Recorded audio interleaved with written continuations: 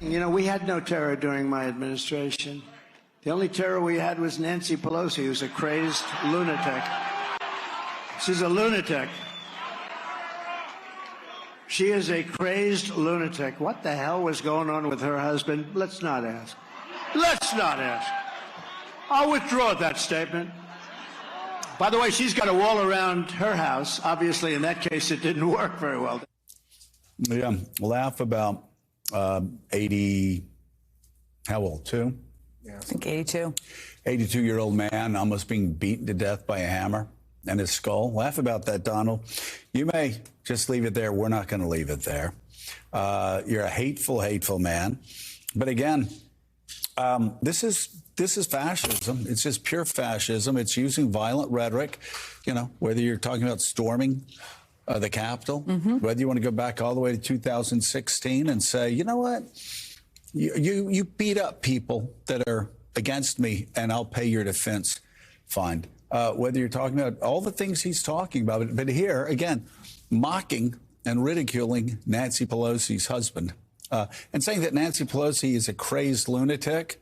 Again, this is how twisted things are. You know, some would say the lunatic is the guy that says Jesus is coming to destroy America a couple weeks before he becomes Speaker of the House and says that he lives by what Jesus says, the Bible says, when he runs the big lie. And that's how he gets to power.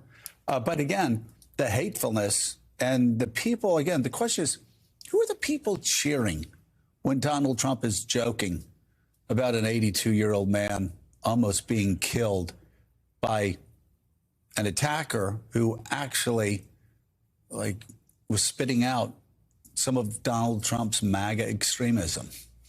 Well, the problem is there's way too many of them. And it's not Donald Trump, obviously, who's going to go to the home of Nancy Pelosi or any other leader and threaten them with violence and bring a hammer into their home. It's people who listen to him and see that and echo that rhetoric online.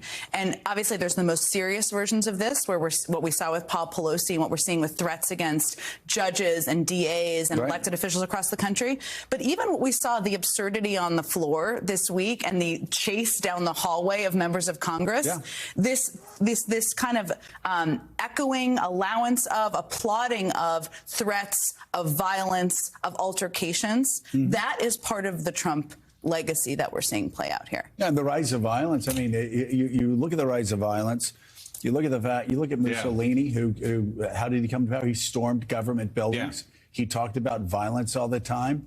He and Hitler talked about vermin. I've really had enough of professors going, you know, it's really too early to call this fascism. No, it's way too late, actually, when you have a guy that not only talks about vermin and promotes violence against the Capitol, talks about beating up political opponents, salutes a congressman that beats up a reporter for asking a question about health care reform. It's feeling a little Weimar out there, isn't it? I mean, it is certainly, for those who do delicate to make the connections, they're there. Well, especially, I'm just going to note that this comes on the same week where also Elon Musk cheers on anti-Semitic theories when Charlie Kirk and Tucker Carlson both blame the Jews for ushering in this invasion at the southern border. These are kind of some of the most pernicious conspiracy theories in the history of the modern world, and they have been imposed on the Jewish people by Donald Trump's supporters. It's all now adjacent to this language about violence and this rhetoric about subhuman people. These are tropes. These are things we've seen before. A weird toxic mix, Peter Baker, of people on the far right, the Trump right, Donald Trump himself praising Hezbollah, and then people on the extreme left that have in the past championed LGBTQ rights, in the past championed progressive causes, now warmly embracing Osama bin Laden and Hamas on TikTok. Two people who would, like, killed somebody. I was going to say, let's be clear, right? Osama bin Laden and Hamas are not pro-LGBTQ rights. They just are not. I was briefly the Jerusalem bureau chief for the New York Times, and I went to Gaza at one point because we had been kicked out of Gaza. We couldn't cover Gaza because Hamas was objecting to our coverage of their execution of one of their own commanders for being gay.